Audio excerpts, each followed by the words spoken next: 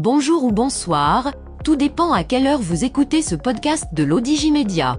Notre expert invité, Najib Mikou, partage son avis et ses réflexions dans un article qu'il a intitulé « Guerre Russie-Ukraine » et de deux. Alors écoutons-le dans ce podcast. L'auteur commence son article ainsi.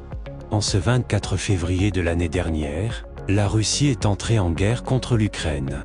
On entame donc la deuxième année de cette sale guerre, qui plus est, fratricide, dont les dégâts collatéraux à l'échelle mondiale sont aussi dévastateurs, ravageurs qu'inquantifiables, et dont rien pour le moment ne laisse entrevoir la moindre issue vers la paix. Nul besoin de revenir sur les tenants et les aboutissants d'une guerre incontestablement de trop, où chacun des protagonistes invoque sa vérité, son mobile, et y va de tous ses moyens pour la remporter.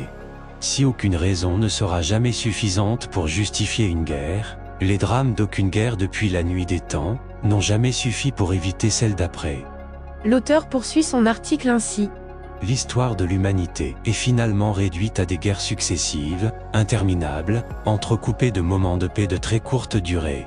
Leur lieu et leur date changent, mais elles ont toutes des dénominateurs et des mobiles communs que sont l'hégémonie, la conquête et la domination dans toutes leurs formes. Soit les trois signes distinctifs de l'homme foncièrement prédateur.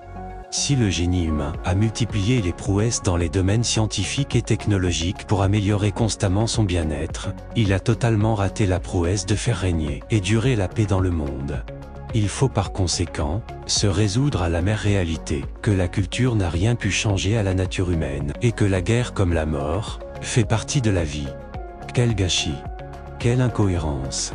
Utopistes et rêveurs, reformatez-vous. L'auteur précise sa pensée ainsi. Ceci dit, il faut bien que cette guerre s'arrête un jour, afin de prendre le temps de provoquer et de préparer les prochaines. Un an de guerre au XXIe siècle, c'est beaucoup trop, d'autant plus que les superpuissances nous ont promis depuis la guerre contre l'Irak, des guerres éclairs et propres. Il est grand temps maintenant que les militaires ramassent leurs armes et retrouvent leurs casernes, afin de laisser place à des diplomates qui soient à la hauteur de la trop grande complexité des enjeux du conflit, pour être réellement capables de mener des négociations qui tiennent compte des intérêts vitaux et stratégiques de toutes les parties. L'auteur conclut son article ainsi. En tout cas, ils doivent faire beaucoup mieux et beaucoup plus vite que les militaires, pour tourner la page d'une guerre qui n'a que trop duré, et dont les effets ont été pour le moins ravageurs pour des vies humaines, des familles, l'économie mondiale, et les conditions de vie de plusieurs centaines de millions de populations à travers le monde. Ça suffit. Rédigé par Najib Mikou et lu par l'intelligence artificielle de l'Odigimédia.